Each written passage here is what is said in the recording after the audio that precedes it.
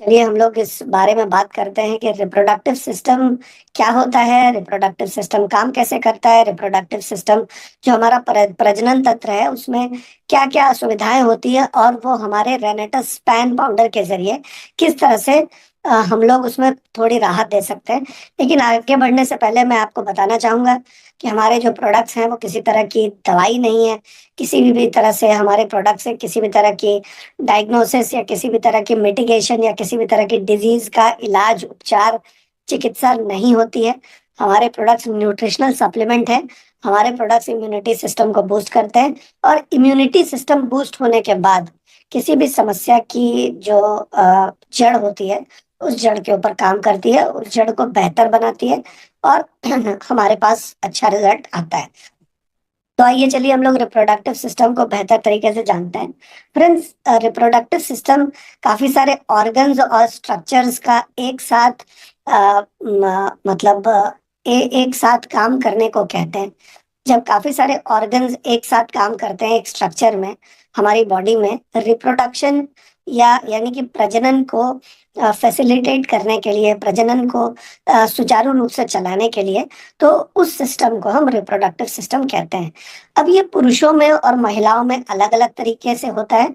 अलग अलग तरीके का रिप्रोडक्टिव सिस्टम होता है पुरुषों में, अलग तरीके का रिप्रोडक्टिव सिस्टम होता है महिलाओं में। अभी क्या है कि इसके तीन मूल आधार हैं, इसके तीन मूल फंक्शंस को परफॉर्म करने के लिए होता है। प्रोड्यूस करने के लिए, अब वो प्रोड्यूस एग्स भी हो सकते हैं महिलाओं में, और वो प्रोड्यूस जो है वो स्पर्म भी हो सकते हैं पुरुषों में। इसके अलावा एक बार स्पर्म प्रोड्यूस हो गया या एक बार एग प्रोड्यूस हो गया, तो प्रोड्यूस होने के बाद सिर्फ प्रोड्यूस होने से तो काम चलेगा नहीं, उसको एक जगह से दूसरी जगह पर लेकर जाना भी बहुत जरूरी है। तो उसको ट्रांसपोर्ट करने का काम भी रिप्रोडक्टिव सिस्टम का ही है। और उसके अलावा एक बार सही जगह पर उसको पहुंचा दिया जाए, फिर उसको नर्चर करने का या उसको एक इंसानी शक्ल देने का, एक बच्चे को मतलब बच्चे को बनाने के लिए जो भी चीजें चाहिए उस चीज को पूरी तरह से फैसिलिटी प्रोवाइड करने का काम जो है ये भी रिप्रोडक्टिव सिस्टम का ही है। तो जैसे कि मैंने अभी आपको बताया कि पुरुषों में स्पर्म और महिलाओं में एग्स, यानी कि मतलब जो अंडे होते हैं जिससे कि जिन दोनों के मिलने के बाद एक बच्चे का गठन होता है। तो ये दोनों चीजों को बनाने के लिए और ट्रांसपोर्ट करने के लिए, और एक बार दोनों मिल जाएं उसके बाद उसको सींच कर एक बच्चे का आकार देने के लिए, ट्रांसपोर्ट के लिए और ये सारी चीजों के लिए रिप्रोडक्टिव सिस्टम यानी कि हमारे प्रजनन तंत्र का की बहुत बड़ी भूमिका है। तो अ, महिलाओं में नर्चर करने वाली कैपेबिलिटी होती है। तो ऑफस्प्रिंग्स को प्रेगनेंसी के दौरान ये नर्चर करती है। ये एक डायग्राम है दाहिनी तरफ जिसमें हम देख सकते हैं कि पुरुषों के रिप्रोडक्टिव ऑर्गन और जो महिलाओं के रिप्रोडक्टिव ऑर्गन है उसमें क्या क्या विविध विशेषताएं हैं वो यहाँ पर बताई हुई है। ये सारी चीजों को बताने का अर्थ यही है ताकि आप गहराई से समझ पाएं कि ये प्रोडक्ट हमारा क्या काम करता है, हमारा कैसे काम करता है, ताकि जब आप किसी से भी बात करें इन प्रोडक्ट्स के बारे में तो आप बेहतर जानकारी के साथ किसी को गाइड कर सकें। तो मेल रिप्रोडक्टिव ऑर्गन्स के ये निम्नलिखित मतलब अंश हैं। टेस्टिस होते हैं जो कि अंडकोश कहे जाते हैं। ये हमारे स्पर्म को प्रोड्यूस करते हैं और टेस्टोस्टेरोन नाम के हार्मोन को तैयार करते हैं जो कि हमारे सेक्सुअल एक्टिविटी में या प्रजनन तंत्र में प्रजनन की प्रक्रिया में कारगर है। इसके अलावा एपिडिडमिस नाम का एक और सब ऑर्गन कह सकते हैं जो कि स्पर्म को स्टोर करता है और उसे मैच्योर करने में मदद करता है। इसके अलावा वैस डिफरेंस नाम का एक ग्रंथि होती है जो कि स्पर्म को ट्रांसपोर्ट करने में काम आती है एपिडिडमिस से लेकर यूरेथ्रा तक। ये सारे नाम हैं, आपको घबराने की जरूरत नहीं है। और ये सिर्फ आपको आसानी से समझाने के लिए या सरल बनाने के लिए इन सारी टर्मिनोलॉजीज का प्रयोग किया गया है, क्योंकि ये टर्मिनोलॉजी बनाई भी हमने नहीं है। ये आसान शब्दों में आपको समझ में आ पाए इसके लिए मैं आपको इसका विवरण भी दे रहा हूँ, इसका अनुवाद भी बता रहा हूँ। लेकिन अगर कोई शब्द आपको न भी समझ में आए तो उससे घबराने की जरूरत नहीं है, आपको प्रोसेस समझने की जरूरत है। इसके अलावा सिमिनल वेसल्स और प्रोस्टेट ग्लैंड भी जो है वो सेक्सुअल ऑर्गन का ही एक अभिन्न अंग है। इसमें क्या होता है कि ये सीमिनल फ्लूइड या सीमेन जो होता है वो फ्लूइड तो आपके स्पर्म को प्रोटेक्ट करने के लिए होता है, नरिश करने के लिए होता है। इन दोनों का काम यही होता है कि सेमिनल फ्लूइड को बनाना और बनाने के बाद स्पर्म को प्रोटेक्ट करना। इसके अलावा पेनिस होता है। पेनिस क्या करता है, स्पर्म को फीमेल रिप्रोडक्टिव ऑर्गन में या फीमेल रिप्रोडक्टिव ट्रैक्ट में डिलीवर करने का काम इसका होता है। तो ये 5 ऐसे ऐसे पार्ट्स हैं जो कि मिलकर हमारे रिप्रोडक्टिव सिस्टम को बनाते हैं। तो यहाँ पर इस चीज का डायग्राम भी दिया हुआ है, आप आसानी से देख सकते हैं कि इस तरीके से जो गोल सा दिखने वाले हैं वो 2 अंडकोश हैं, और यहाँ पर जो बीच में दिख रहा है वो लिंग है पुरुषों का, और ये जो ग्रंथि है यूरिनरी ब्लैडर की है, जहाँ पर हमारा यूरिन स्टोर होता है और समय समय पर हम पेशाब करते हैं। तो ये सारी की सारी चीजें मिलकर हमारा पुरुषों का जो मतलब प्रजनन तंत्र है उसको निर्माण करते हैं। अब आइए चलिए हम एक वीडियो के माध्यम से देखते हैं कि ये होता कैसे है। Human male reproductive system. Despite having the same main function, the male reproductive system has quite different parts compared to the female. To start with, there are 2 ovoid testes in male humans. The testes lie in a pair of sacs, which are pouch-like extensions of their skin between the thighs. These are called the scrotal sacs. The development of the sperms requires a temperature around 1 to 8 degrees less than the body temperature. This means around 30 degrees Celsius. This is why the testes lie in the scrotal sacs outside the main body. There is a spermatic cord that contains blood vessels at the upper end of each testes. Leading from the end of the testes is a narrow, much coiled tube, the epididymis. The testes produces sperms. The sperms may then be stored in an inactive form in the epididymis for entering the vas deferens, or sperm duct. The sperm duct from each side passes into the abdominal cavity. It loops over the ureter of that side and finally opens into the urethra. A gland called the seminal vesicle opens into each sperm duct. At the base of the urinary bladder, where the 2 sperm ducts join the urethra, is the prostate gland. Beneath the prostate gland is the Cowper's gland. The seminal vesicle, the prostate, and the Cowper's gland secrete a slippery fluid that mixes with the sperms called seminal fluid or semen. The semen is an important fluid because it contains nutrients and enzymes which serve to nourish and protect the sperms and activate them so that they begin to swim. The urethra is a tube that passes through the center of the penis to carry the semen to the exterior during ejaculation. The penis is an organ that contains erectile tissue with numerous blood spaces. When stimulated, the blood will fill the spaces and the penis will become erect and hard. Given enough stimulation, ejaculation, or the release of the semen can happen. Urine and semen will not pass through the urethra at the same time. This is due to a circular band of involuntary muscle called the internal urethral sphincter at the base of the urinary bladder that blocks urine from coming out or flux of semen from coming in during ejaculation. The human sperm, or spermatozoon, has a head with a diameter of only about 2.5 micrometer. But exactly how small is a 2.5 micrometer? Compare it with the diameter of your hair, which is around 70 micrometer. Get the picture? You can fit 28 of these wiggly cells along the width of just a single hair. Coming towards the composition of the sperm head, it contains a large nucleus that carries a haploid set of chromosomes, little cytoplasm, and an acrosome. The acrosome is a sac containing enzymes. The human sperm also includes a middle piece containing mitochondria to provide energy for the activity of the sperm and, of course, a tail or flagellum to enable the sperm to swim towards the egg. The enzymes can break down parts of the egg membranes to let the sperm penetrate during fertilization. Puberty. Puberty is the stage in the development of humans and other mammals when the sex organs mature and produce gametes for the first time. In humans, puberty takes place later in life, as compared to other mammals. Puberty begins at the age of about 12 years for boys. However, there has been a recent increase in hitting puberty at a younger age. because of the artificial food given to our kids. Testosterone is the male sex hormone made by the testes that is increased during puberty and is responsible for secondary sex characteristics. तो जैसा कि हमने देखा कि किस तरह से ये प्रक्रिया पूरी चलती है, अभी चलिए हम लोग फीमेल रिप्रोडक्टिव ऑर्गन को समझते हैं और उसकी भी वीडियो देखते हैं कि ये किस तरह से ये काम करता है। फीमेल रिप्रोडक्टिव ऑर्गन यानी कि महिलाओं की जो प्रजनन तंत्र है, उनके ऑर्गन्स अलग हैं और वो अलग तरीके से काम करते हैं। इसमें सबसे पहली है ओवरीज, जो कि अंडे बनाती हैं। वो अंडे जिसको स्पर्म इम्प्रेग्नेट करके और फिर वो एक बच्चे का गठन करेगा। ये अंडे जो हैं, इस अंडों के अलावा एस्ट्रोजन और प्रोजेस्टेरॉन नाम के दो हार्मोन्स भी ओवरीज बनाती है। इसके अलावा फिलोपियन ट्यूब्स होती है। आप देखेंगे कि ये जो आपको यहाँ पर डायग्राम दिख रहा है दाहिनी तरफ में, यहाँ पर दो पतली सी ट्यूब पंखों की आकार में बाहर की तरफ निकली हुई है और इनको फिलोपियन ट्यूब्स कहते हैं। ये अंडे को ट्रांसपोर्ट करने का काम करते हैं और ये ओवरी और यूटरस के अंदर ट्रांसपोर्ट करने का काम करते हैं। ओवरी से लेकर यूटरस तक इस अंडे को ट्रांसपोर्ट करते हैं।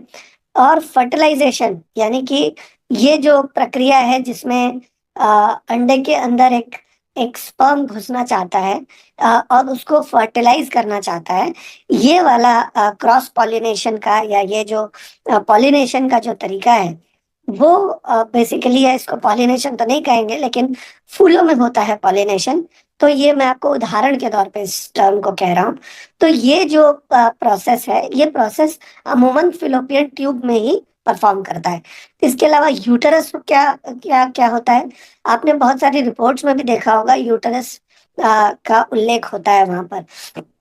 तो वो जगह जो कि आपको मतलब जहां पर अंडा बर्स्ट होता है और वहां पर एक बच्चे का गठन शुरू होता है, एक फीटस का गठन होता है जहां पर, और प्रेगनेंसी की शुरुआत जहां पर होती है उस जगह का नाम यूटरस है।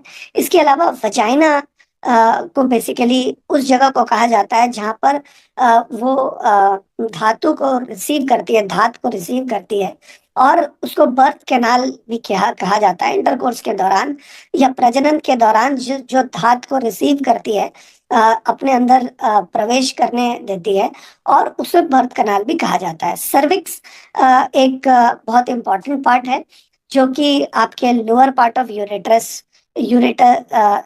में होता है और ये वजाइना में ओपन होता है। ये डायलेट हो जाता है, ये चौड़ा हो जाता है बर्थ के दौरान। बच्चा जो है वो आप कह सकते हैं कि वो यहीं से माँ के गर्भ से निकल पाता है। तो ये जो गर्भ है इसको यूटेरस आप कह सकते हैं, और ये गर्भ से जो बच्चा निकलता है वो सर्विक्स के थ्रू ही होकर के निकलता है। अब चलिए इसी चीज को, इसी एक्सप्लेनेशन को वीडियो के फॉर्म में अच्छी तरह से समझते हैं।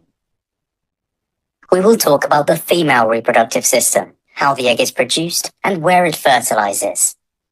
In the female, there are two ovoid-shaped ovaries attached to the dorsal body wall, just below the kidneys.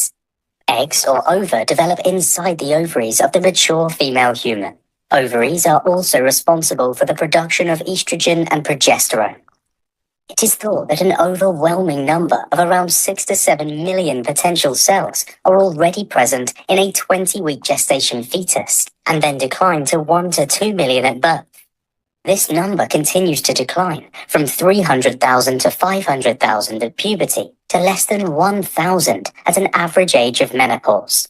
Usually, only one egg is released every month. The ovaries take turns to release an egg. The egg cells divide through mitosis and then go through meiosis. Most of these cells are arrested at prophase 1 and may remain like this for up to 50 years. The egg is spherical, with a diameter of about 110 to 120 micrometer. Now, compare this with the diameter of the human sperm head, which, as learned in the previous video, is only around 2.5 micrometer. The egg, like the sperm, also has a large nucleus and contains a haploid set of chromosomes. A lot of cytoplasm is present and may contain a small amount of yolk.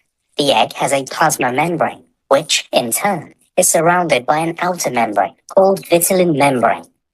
The ovary releases the ripe eggs or ova into the oviduct at certain times. There are two oviducts. Each oviduct, also called the fallopian tube, is a narrow muscular tube. It leads from the ovary to the uterus. The anterior portion of the oviduct has a funnel-shaped opening called infundibulum. Cilia on the inner lining helps move the egg to the uterus. The egg is fertilized in the oviduct. The uterus is another name for the womb. It is where the baby or fetus develops during pregnancy. It is pear-shaped, about 7.5 centimeters long. The uterus has thick muscular walls, which makes it easier to stretch as the baby grows. Its inner lining, the endometrium, is soft and smooth. Part of this lining is shed off every month during menstruation. The endometrium is richly supplied with blood vessels and is the place where the embryo is embedded after fertilization.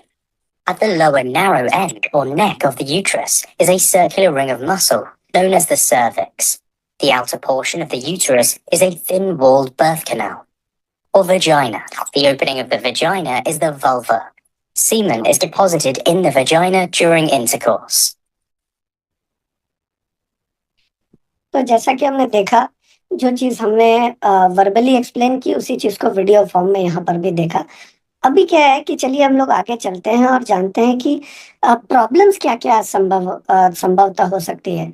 आपने देखा कि ये बिल्कुल दक्ष प्रक्रिया है, complex process है।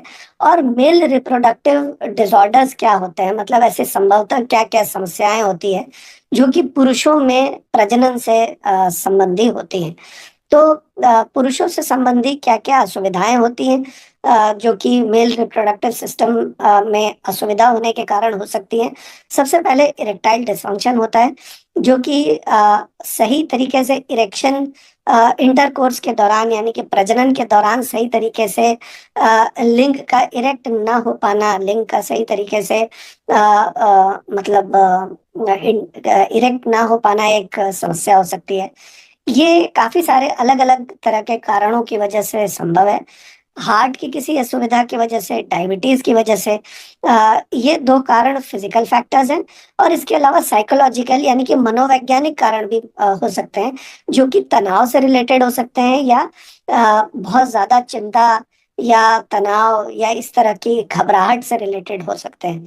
इसके अलावा मेल इनफर्टिलिटी मतलब पुरुषों की मतलब जो प्रजनन की प्रक्रिया है वो उसका सही तरीके से ना हो पाना या फर्टाइल ना हो पाना। मान लीजिए अगर कोई प्रजनन की प्रक्रिया को लगातार परफॉर्म कर भी रहा है, लेकिन करने के बाद भी अनप्रोटेक्टेड सेक्स करने के बाद भी अगर सही तरीके से मतलब बच्चा नहीं हो पा रहा है किसी कारणवश, तो वो काफी सारे और भी कारणों की वजह से हो सकता है।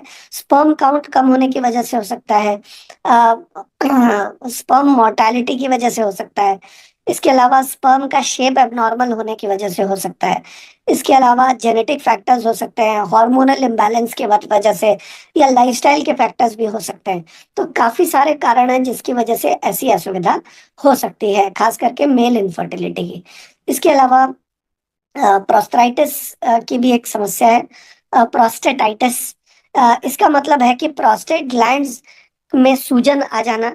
प्रोस्टेट ग्रंथि होती है हमारे पेशाब के रास्ते के काफी ऊपर, और वो क्योंकि एक ऐसी ग्रंथि है जिसकी कोई एक्सरसाइज संभव नहीं है हमारे लिए, मतलब बाहर से कोई एक्सरसाइज नहीं कर सकते आप। हर तरह के मसल्स की एक्सरसाइज कर सकते हैं, लेकिन प्रोस्टेट ग्रंथि भी एक तरह की मसल होती है जिसकी एक्सरसाइज आप बाहर से नहीं कर सकते। इसको स्वस्थ रखने के लिए बहुत सारे हाइजीन का और बहुत सारी एक्सरसाइज का करना आपके लिए आवश्यक है। लेकिन ये प्रोस्टेटाइटिस की होने के कारण आप इन्फ्लेमेशन यानी कि सूजन इस प्रोस्टेट ग्रंथि में आ जाती है, जिसकी वजह से आपको पेशाब करने में असुविधा का बोध होता है।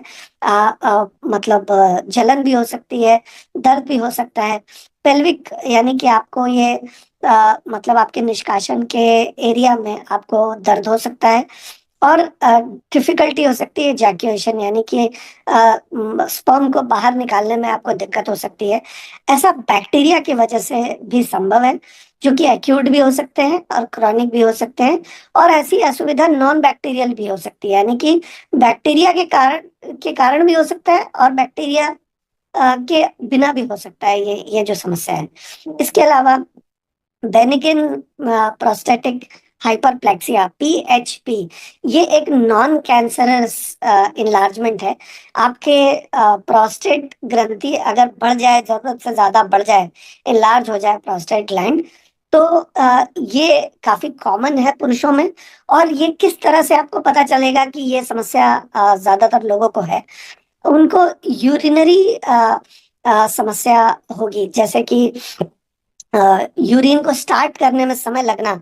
बहुत सारे लोग पेशाब करने खड़े होते हैं, लेकिन पेशाब करने खड़े होने के काफी देर बाद उनकी पेशाब एक्चुअली निकलना शुरू होती है। इसके अलावा उनकी जो पेशाब की जो धार है, वो धार बहुत ही कम, बहुत ही धीरे होती है। आप देखिए बचपन में धार कितनी तेज होती है, लेकिन जैसे जैसे उम्र बढ़ती है ये धार धीरे होती चली जाती है। ये आपके प्रोस्टेट ग्लैंड के कमजोर होने की वजह से या बेनिगन प्रोस्टेटिक हाइपरप्लेक्सिया की वजह से भी संभव है। इसके अलावा काफी फ्रीक्वेंट, मतलब जल्दी जल्दी यूरिन का दोबारा लगना, यूरिन रोक ना पाना। इसके अलावा ये भी हो सकता है कि आपको एक बार यूरिन हो गई और आपको लगा कि अब हो गई, लेकिन जैसे ही आप मतलब अपने लिंक को अगर आप वापस जगह पर लेकर आने के लिए उसको ये करते हैं, तो आप देखते हैं कि उसके बाद भी कुछ बूंदें निकल रही है। तो ये जो है वो बेनेगिन प्रोस्टेटिक हाइपरप्लेक्सिया के सिम्टम्स हैं। तो इस कारण की वजह से भी सेक्सुअल परफॉर्मेंस काफी मतलब दिक्कत आती है सेक्सुअल परफॉर्मेंस में। तो ये भी एक बहुत बड़ा कारण हो सकता है सही तरीके से प्रजनन न होने का। इसके अलावा वेरिकोसेल नाम की एक समस्या होती है, जो कि आपकी धमनियां और शिराओं में, अंडकोश में रक्त ले जाने वाली जो धमनियां और सिराएं हैं, और अंडकोश से स्पर्म को बाहर ले जाने वाली जो धमनियां और सिराएं हैं, वो अगर फूल जाए, वो अगर सूज जाए, तो इस तरह के सूजन, नसों में सूजन की वजह से स्क्रोटम यानी कि अंडकोश, अंडकोश में इस तरह की नसें अगर फूल जाएं या सूज जाएं, तो वेरिकोज वेन्स जैसे पैर में होता है, ठीक उसी तरह की असुविधा अगर अंडकोश में हो जाए तो उसको वेरिकोसेल कह सकते हैं।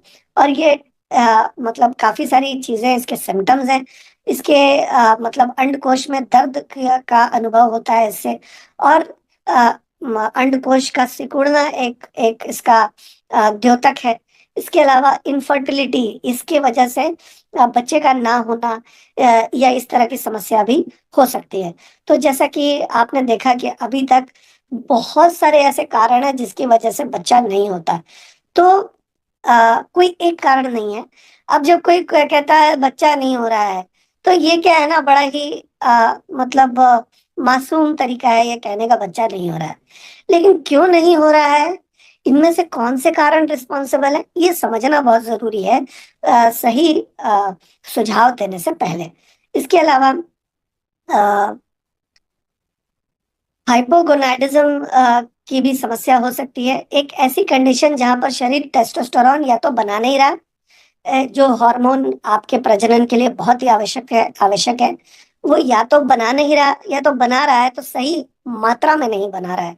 अगर ये होता है तो आ, मतलब क्योंकि ये सेक्सुअल डेवलपमेंट का हार्मोन है, तो अगर ये हार्मोन अगर सही तरीके से नहीं बने, तो सेक्सुअल एक्टिविटी परफॉर्म करना बहुत मुश्किल होता है। इसके क्या सिम्टम्स हैं? आपकी जो सेक्स ड्राइव है या आपकी जो प्रजनन करने की जो इच्छा है, वो लिबिडो आपका कम हो जाता है। इरेक्टाइल डिस्फंक्शन हो सकता है, थकावट हो सकती है, और आपका मसल मास भी कम हो सकता है अगर ऐसा हो तो। इसके अलावा पायरोनीज डिजीज नाम की एक समस्या होती है, जिसमें एक फाइब्रस कार टिश्यू आपके लिंग में जमने की वजह से उसका वो काफी मुड़ जाता है, और जब इरेक्शन होता है तो पेन होता है, दर्द होता है, और सेक्सुअल फंक्शन जो है वो डिस्कम्फर्ट होता है। सेक्स करते टाइम दर्द का अनुभव होता है। तो ये समस्या हो सकती है। ये एक लिंग का मुड़ जाना इसका एक इंडिकेशन है कि आपको ये वाली समस्या है।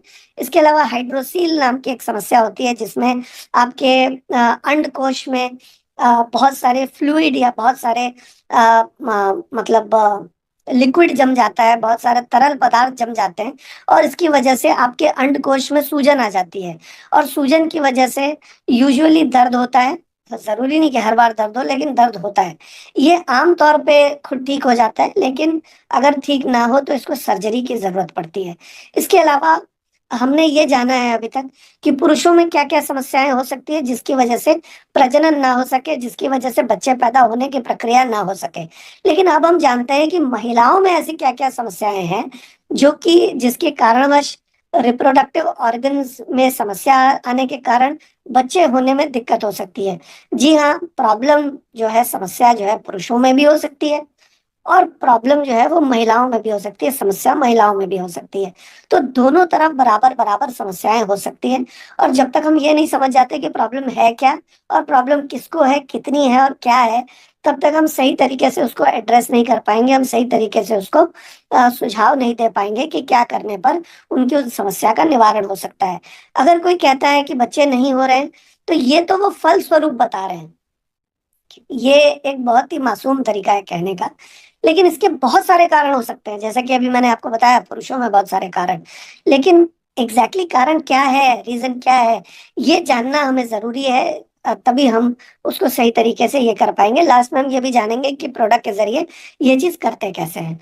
इसके अलावा पुरुषों की में तो हमने जान ही लिया, लेकिन महिलाओं में क्या क्या समस्या हो सकती है, चलिए जानते हैं। सबसे पहला है पॉलिसिस्टिक ओवरियन सिंड्रोम, पीसीओएस भी कहते हैं इसे। ये एक तरह का हॉर्मोन्स के उथल पुथल होने का के कारण जो हमारी ओवरीज होती है, वो ओवरीज में छोटी छोटी गांठें पड़ जाना, जिसको गांठें पड़ जाती है, इसको हम पॉलिसिस्टिक ओवरियन सिंड्रोम कह सकते हैं। ये इसके फलस्वरूप जो है वो इरेगुलर पीरियड्स होते हैं। मतलब महिलाओं को जो पीरियड्स होते हैं, या मेंस्ट्रुअल साइकिल्स होती है, या मासिक जो होता है, माहवारी होती है, वो जो है वो समय समय पर नहीं होकर वो असंतुलन उस चीज का हो जाता है। इसके अलावा चेहरे पर, और चेहरे पर खास करके इस जगह पर बहुत सारे बाल आ जाते हैं उनको।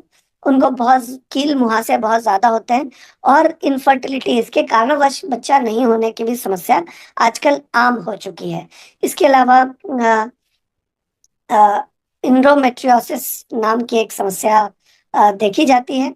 इसमें क्या होता है कि आपकी इंडोमेट्रियम नाम की एक, जैसे कि मैंने आपको आगे बताया भी था, यहाँ पर इंडोमेट्रियम नाम की एक लाइनिंग होती है। मैं इंडोमेट्रियम आप देखिए यहाँ पर अंदरूनी जो लाइन है, यहाँ पर दाहिनी तरफ में सबसे बीचों बीच इंडोमेट्रियम लिखा भी हुआ है, जहां पर बच्चा पलता है एक्चुअली।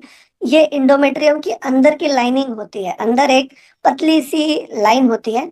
और ये जो लाइन है, ये लाइन अगर अंदर की तरफ ना होकर अगर बाहर की तरफ फॉर्म होना शुरू हो जाए, तो जिसकी वजह से मतलब अगर अंदर की जो लाइनिंग है वो अंदर ना होकर बाहर बननी शुरू हो जाए, तो इसको इंडोमेट्रियोसिस कहते हैं।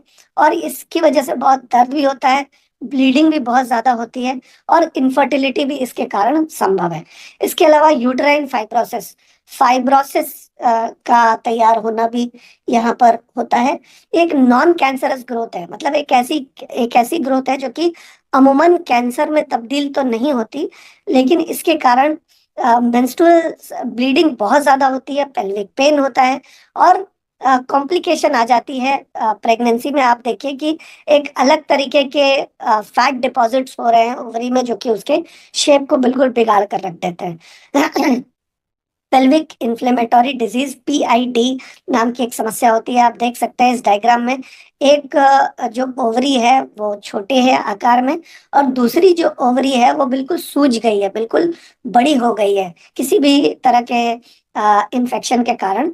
महिलाओं में इस तरह के इन्फेक्शन का होना ज्यादातर सेक्सुअली ट्रांसमिटेड बैक्टीरिया से होता है। सेक्स के दौरान जो बैक्टीरिया का लेन देन होता है पुरुषों से महिलाओं में और महिलाओं से पुरुषों में, उस बैक्टीरिया के कारण अगर मान लीजिए जो हमारे ग्रोइन का जो एरिया है, जो हमारे निष्कासन का जो एरिया है, अमूमन उसको सही तरीके से साफ दिन में एक बार नहाते वक्त ही किया जा सकता है। लेकिन अगर उसको नियमित तौर से सही तरीके से साफ ना किया जाए तो वहां पर गंदी जगह पर बैक्टीरिया आते हैं, और बैक्टीरिया अगर जरूरत से ज्यादा आ जाए तो सेक्सुअल इंटरकोर्स के दौरान, यानी कि प्रजनन के दौरान, ये बैक्टीरिया पुरुषों से महिलाओं में या महिलाओं से पुरुषों को प्रभावित कर सकते हैं। और इस बैक्टीरिया के आ जाने की वजह से पीआईडी नाम की एक इन्फेक्शन हो सकता है, जो कि आगे चल के दर्ददायक बन सकता है और इनफर्टिलिटी में भी तब्दील हो सकता है, और एक्टोपिक प्रेगनेंसी यानी कि कॉम्प्लिकेटेड प्रेगनेंसी का भी कारण बन सकता है। इस वजह से आप जितना अच्छा हाइजीन रखेंगे, आप जितना ज्यादा साफ सफाई रखेंगे अपने प्रजनन तंत्र के जो मतलब आपके जो अनमेंशनेबल्स है, जितने आपके प्राइवेट पार्ट्स है उसको साफ रखेंगे, जितना अच्छा हाइजीन रखेंगे, उतना बेहतर रहेगा। आपको इस समस्या से उतना आपको निवारण मिल सकता है। ओवरियन सिस्ट क्या होती है? जब फ्लूइड भर जाता है कुछ थैलियों में, छोटी छोटी थैलियों में जब लिक्विड भर जाता है या फ्लूइड भर जाता है या एक तरल पदार्थ भर जाता है ओवरीज में, तो ये बेनिगिन होती है। बेनिगिन का मतलब हुआ कि जो कैंसरस नहीं बन सकते, जो कैंसर में परिवर्तित नहीं हो सकते, लेकिन इसमें पेन बहुत ज्यादा होता है और ब्लोटिंग बहुत ज्यादा होती है और मेंस्ट्रुअल इरेगुलरिटीज बहुत ज्यादा होती है। पीरियड या तो होते नहीं है और होते हैं तो रुकते नहीं है, तो ये समस्या आती है। इसके अलावा सर्विकल डिस्प्लेसिया नाम की एक समस्या है, जो कि एबनॉर्मल सर्विक्स नाम की जो जगह है वहां पर एबनॉर्मल ग्रोथ होती है। मतलब अनवांछित जो है वहां पर सेल्स बढ़ती चली जाती हैं, और ये जो सेल्स हैं वो एक वायरस की वजह से होती हैं, जिनको ह्यूमन पेपिलोमा वायरस कह सकते हैं। जैसे कि आप देखेंगे कि HIV भी एक तरह का इन्फेक्शन है, वैसे ही HPV भी एक तरह का इन्फेक्शन है, जो कि इन्फेक्शन होने के बाद सर्विकल कैंसर यानी कि सर्विक्स में होने वाले कैंसर को भी जन्म दे सकता है। बहुत सारे लोग जिनको यूटरस में कैंसर हुआ है, उनके यूटरस में कैंसर में 90% जो है वो सर्विकल डिस्प्लेसिया को आगे बढ़ करके कैंसर हो गया है। तो अगर आप ये सर्विकल डिस्प्लेसिया नहीं होने देंगे, हाइजीन का खास ख्याल रखेंगे, टाइम टू टाइम चेकअप करवाएंगे, तो ये समस्या का होना आपके लिए मतलब रोकथाम हो सकती है। इसके लिए प्रीमेच्योर ओवरियन इनसफिशियंसी, इसका क्या मतलब हुआ, जिसको POI भी कह सकते हैं। एबनॉर्मल अगर किसी को ओवरियन फंक्शन, ओवरी का जो फंक्शन है 40 साल की उम्र के पहले, ये महिलाओं की बात मैं कर रहा हूँ, अगर 40 साल से पहले ही उनकी ओवरीज जो है वो एग्स लेने के लिए या कह लीजिए स्पर्म लेकर उसको मतलब अगर बच्चे में कन्वर्ट करने के लिए अगर सक्षम न रह सके या अपनी मतलब फर्टिलिटी खो दे, तो इसको हम प्रीमेच्योर ओवरियन इनसफिशिएंसी कह सकते हैं। पीरियड्स का बिल्कुल बंद हो जाना या मतलब बांझपन या मेनोपॉजल सिम्टम को का जल्दी आ जाना, मेनोपॉज का जल्दी आ जाना, इसके कुछ द्योतक हैं या इसके कुछ इंडिकेटर्स हैं। इसके अलावा वजिनियाटिस नाम की एक समस्या है, वेजाइनाइटिस। इसका इसका क्या मतलब होता है? वजाइना यानी कि जो योनि है, योनि का में सूजन आ जाना। योनि का में सूजन आ जाने के कारण क्या हो सकते हैं कि किसी इन्फेक्शन के कारण ये हो सकता है, जिसकी वजह से बहुत ज्यादा खुजली आए। बहुत सारी महिलाओं को वाइट डिस्चार्ज की समस्या होती है। तो ये वाइट डिस्चार्ज की समस्या मूल तौर पर वेजाइनाइटिस की समस्या के कारण होती है, जिसमें इन्फेक्शन होने के कारण ये वाइट डिस्चार्ज होता है, डिस्कम्फर्ट होता है और बहुत ज्यादा असुविधा होती है, खास करके पब्लिक प्लेस में। तो ये कुछ समस्याएं हैं। मिनोर्गिया नाम की भी एक समस्या होती है, जिसमें कि एबनॉर्मल या हैवी प्रोलॉन्ग मेंस्ट्रुअल ब्लीडिंग, अगर ब्लीडिंग होती है तो ब्लीडिंग रुकती ही नहीं है, और ये खास करके शरीर के अंदर आयरन की कमी की वजह से, एनीमिया की वजह से हो सकती है, और ये आपकी क्वालिटी ऑफ लाइफ को काफी अफेक्ट कर सकती है। तो अगर आप चाहते हैं कि इस तरह की चीजें आपके साथ ना हो, तो आप अच्छी हाइजीन का मेंटेन रखिए, और साथ ही साथ अच्छा न्यूट्रिशन लीजिए। ये न्यूट्रिशन जो है वो आपके किसी भी तरह की असुविधा को शरीर में होने नहीं देता, और अगर हो गई है तो उससे और आगे बढ़ने से रोकता है, और इम्यूनिटी सिस्टम साथ ही साथ उस चीज को पहले जैसा करने की भी पूरा प्रयास करता है। अब ये तो हो गई समस्याएं। समस्याएं तो हमने समझ ली कि समस्याएं क्या है, लेकिन अब इन समस्याओं का करें क्या? कुछ एक ऐसा खास न्यूट्रिशन है, जिस खास न्यूट्रिशन के जरिए अगर हम सही तरीके से उस खास न्यूट्रिशन को हमारे शरीर को दें, तो पुरुषों में भी और महिलाओं में भी जितनी भी समस्याएं हमने डिस्कस की है अभी तक, चाहे वो पुरुषों में हो चाहे वो महिलाओं में हो, वो सारी समस्याओं का समाधान किया जा सकता है। उन सारी समस्याओं को होने से रोका जा सकता है, और अगर पहले से हो गई हो तो इम्यूनिटी सिस्टम की मदद की जा सकती है, उसको दोबारा से पुनः जागृत करने में, उन्हें पुनः हेल्दी करने में, उनको पुनः स्वस्थ करने में का प्रयास किया जा सकता है। अब वो कैसे किया जा सकता है? रेनेटस पैन पाउडर के जरिए किया जा सकता है। क्यों? क्योंकि इसमें अश्वगंधा है। अश्वगंधा तनाव से लड़ने में मदद करता है, एनर्जी को बूस्ट करता है, और ओवरऑल रेजिलियंस को बढ़ाता है। ये सेक्सुअल बहुत ही अच्छी एक हर्ब मानी जाती है। हमारे आयुर्वेद में हजारों सालों से इसका प्रयोग हो रहा है, और ये अश्वगंधा जो है वो एक बहुत ही जबरदस्त सेक्सुअल बूस्टिंग, सेक्स बूस्टिंग या प्रजनन तंत्र को बढ़िया करने के लिए एक बहुत ही अच्छी नेचुरल हर्ब है। इसमें किसी भी तरह का कोई भी केमिकल नहीं है रेनेटस पैन पाउडर में। दूसरा, और ये जो है वो आयुर्वेदिक प्रोप्राइटरी मेडिसिन के तौर पे भी बताई जा सकती है, क्योंकि इसमें रंच मात्र भी केमिकल मौजूद नहीं है। अकरकरा नाम की एक आयुर्वेदिक हर्ब होती है, या मतलब कह सकते हैं प्राकृतिक वनस्पति होती है, जो कि एफ्रोडीजियक प्रॉपर्टीज जिसमें पाई जाती है, और मतलब जिसमें जिसे सेक्सुअल हॉर्मोन्स प्रोड्यूस करना मतलब बहुत आसान हो जाता है जिसके खाने से।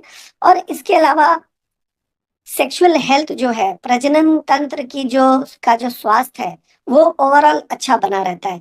जितनी भी समस्याएं अभी तक हमने सुनी, हालांकि हमारे प्रोडक्ट किसी भी तरह की बीमारी को ठीक करने का दावा नहीं करते, तो बीमारी को ठीक करने का काम नहीं करते, लेकिन ये इसका काम क्या है? बीमारी अगर नहीं हुई है तो उसको होने भी नहीं देना, और अगर पहले से बीमारी मौजूद है तो इम्यूनिटी सिस्टम को इतना ज्यादा कारगर बनाना, इम्यूनिटी सिस्टम को इतना मजबूत बनाना कि इम्यूनिटी सिस्टम खुद ब खुद जाकर उस प्रॉब्लम से निपट ले, वो खुद ब खुद उस प्रॉब्लम से जाकर जूझ ले या उसको हरा सके। तो अकरकरा दूसरा इंग्रेडिएंट है हमारे स्पैन पाउडर में। तीसरा इंग्रेडिएंट आत्मगुप्ता है, जो कि मूड को बढ़िया करने में, मूड को बैलेंस करने में, बहुत सारे लोगों को गुस्सा ज्यादा आता है, या बहुत सारे लोगों को सेक्स की उतनी इच्छा नहीं पैदा होती है।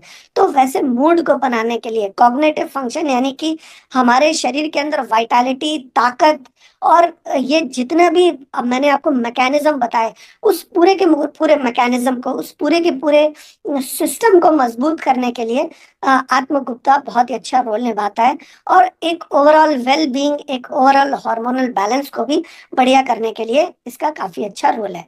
इसके अलावा गोक्षुरा, गोक्षुरा क्या करता है?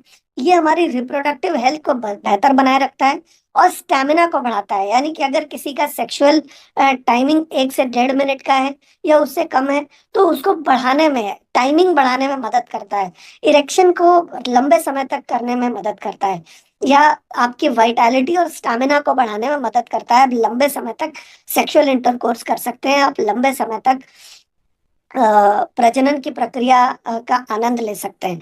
इसके अलावा शतावरी है इसके अंदर। शतावरी भी हार्मोनल बैलेंस को सपोर्ट करता है, पुरुषों में भी करता है और महिलाओं में भी करता है। इसके अलावा ये ओवरऑल हेल्थ को और वाइटैलिटी को बढ़िया करता है, यानी कि ओवरऑल सेक्सुअल बूस्टर का काम करता है। ये सारे इंग्रेडिएंट मिलकर आपके ऑर्गन्स को मजबूत करते हैं, और आपके ऑर्गन मजबूत होने के बाद आपको बेहतर प्रजनन करने में मदद करते हैं। इसके अलावा गोटुकोला होता है इसके अंदर, जो कि हमारे कॉग्निटिव इनहेंसिंग प्रॉपर्टीज होती है इसके अंदर। कॉग्निटिव एनहांसिंग प्रॉपर्टीज यानी कि जो भी सिस्टम में, आपके प्रजनन के सिस्टम में जो भी आपके सेक्सुअल ऑर्गन्स हैं जो कि थोड़ा भी रोल परफॉर्म करते हैं, उसको बेहतर तरीके से फंक्शन करने में, उसकी सर्विसिंग करने में गोटू कोला बहुत ही अच्छा रोल निभाता है।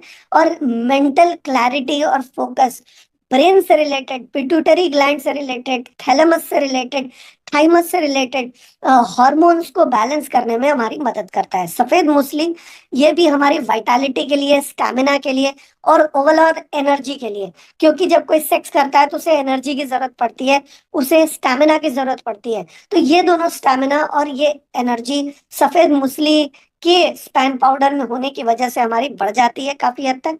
इसके अलावा कोकिलाक्ष नाम की एक आयुर्वेदिक जो है प्राकृतिक वनस्पति इसके अंदर मौजूद है, जो कि हमारी रिप्रोडक्टिव हेल्थ को बेहतर करने में काम आती है और स्टैमिना को भी बढ़ाने में मदद करती है।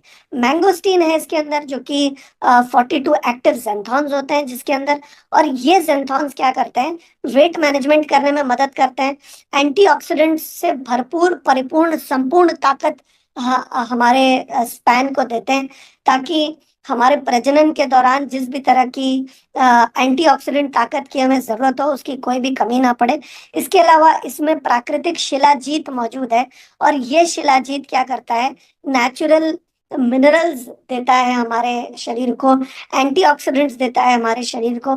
और हम में से बहुत सारे लोगों को पता है कि शिलाजीत एक बहुत ही ताकतवर ऐसी प्राकृतिक वनस्पति है जो कि सेक्सुअल पावर को कई कई हजार गुना बढ़ा देती है। बल्कि अभी एक बाबा जी हैं जो जेल में हैं, उन्होंने भी शिलाजीत के ही, सही शिलाजीत के प्रयोग से ही 60 65 70 की उम्र में भी उन्होंने अपने सेक्सुअल सेक्सुअल ऑर्गन्स को बिल्कुल एक्टिव रखा है। खैर ये तो सिर्फ एक उदाहरण है, लेकिन आज से पहले जितने राजा महाराजा हुआ करते थे वो भी शिलाजीत के प्रयोग से और इन सारी प्राकृतिक वनस्पतियों के प्रयोग से ही अपने सेक्सुअल ऑर्गन्स को बढ़िया रखते थे। पहले के राजा महाराजा बहुत ज्यादा उम्र के बाद भी उनके सेक्सुअल ऑर्गन्स बिल्कुल एक्टिव रहते थे और बहुत जबरदस्त तरीके के सेक्स को परफॉर्म कर पाते थे। तो आप भी, ये 8 प्राकृतिक वनस्पतियों का एक गठजोड़ है हमारे स्पैन पाउडर में, रेनेटस स्पैन में, जो कि 5 अलग अलग फ्लेवर्स में उपलब्ध होगा। अभी केसर बादाम फ्लेवर में हमारे बीच ऑलरेडी आ चुका है। इसका अगर हम सेवन करते हैं तो जितनी भी तरह की समस्याएं यहाँ पर हमने महिलाओं से रिलेटेड देखी, या जितनी भी समस्याएं हमने उसके पहले पुरुषों में रिलेटेड देखी, ये समस्याओं की जो मूल जड़ है, इस जड़ के ऊपर काम करता है ये जो 8 इंग्रेडिएंट्स मैंने बताए। और ये जड़ के ऊपर काम करके हमारे पुरुषार्थ को मजबूत करता है और महिलाओं में हार्मोन्स को रेगुलेट करके ये प्रजनन तंत्र को वज्र की तरह मजबूत बनाने का काम करता है। तो चाहे समस्या किसी भी तरह की हो, चाहे समस्या किसी भी कारण से हो, ये प्रोडक्ट जो है हमारा स्पैन, इसको अगर हम देते हैं अपने रेनेटस नोवा के साथ, इसको अगर हम देते हैं अपने इम्यूजेंट के साथ, इसको अगर हम देते हैं हरिद्रा के साथ, तो बहुत ही जबरदस्त रिजल्ट इससे आ सकता है और बहुत ही लंबे समय तक आप इसको प्रयोग कर सकते हैं। अब अगर आपको इसको इस्तेमाल करना है तो इस्तेमाल करने का तरीका क्या है, एक आप सैशे ले सकते हैं 90 ml पानी में। सुबह अगर आप ले रहे हैं तो आप सुबह नाश्ते के साथ इसको ले सकते हैं। इसको 2 बार लेने का है, एक सुबह और एक रात को। सुबह जब आप ले रहे हैं तो लूक वार्म वाटर के साथ ले सकते हैं, अच्छी तरह से उसको मिला लें, और इसको नाश्ते के बाद लेंगे तो बेहतर रहेगा। तो नाश्ते के बाद लेना है इसको 90 ml पानी में, और अगर हल्का गुनगुना पानी रहता है तो बेहतर रहेगा, सुसुम पानी रहता है, गुनगुना पानी रहता है तो बेहतर रहेगा। रात को इसको लेना है तकरीबन तकरीबन 110 ml गर्म दूध के साथ, या बहुत ज्यादा गर्म नहीं होना चाहिए, वो गुनगुना होना चाहिए, यानी कि रूम टेम्परेचर से थोड़ा ज्यादा गर्म होना चाहिए, रूम टेम्परेचर से गर्म, यानी कि गुनगुना कह सकते हैं या लूक वार्म कह सकते हैं। तो ये 110 ml दूध के साथ आप इसको मिक्स करके रात के खाना खाने के बाद आप इसको ले सकते हैं। और ये भूल कर भी आप कभी खाली पेट ना लें। तो ये हमेशा याद रखिएगा कि खाली पेट इसको बिल्कुल भी नहीं लेना है, 2 एक साथ कभी भी नहीं लेना है। और दिन में आप 2 ले सकते हैं, लेकिन एक सुबह नाश्ते के बाद और एक रात को आप ले सकते हैं खाना खाने के बाद। सुबह लेना है पानी में, रात को लेना है दूध में। और सुबह लेना है 90 ml पानी में, रात को लेना है 110 ml दूध में। और दोनों ही नॉर्मल तापमान से थोड़ा ज्यादा तापमान होना चाहिए। उबलते हुए में नहीं लेना है, नॉर्मल तापमान से थोड़ा ज्यादा तापमान होना चाहिए। तो आशा करता हूँ कि ये जो प्रोडक्ट की इंफॉर्मेशन है आपको मिल पाई है। इस इंफॉर्मेशन का इस्तेमाल करके आप इस प्रोडक्ट को ज्यादा से ज्यादा लोगों तक पहुंचाएंगे और ज्यादा से ज्यादा इसका स्वयं भी लाभ उठाएंगे, ऐसी हम आशा करते हैं। तो आज की जानकारी को हम यहीं विराम देते हैं। रॉकिंग रेनेटस अनंत काल तक रॉक करेगा रेनेटस। Have a nice day.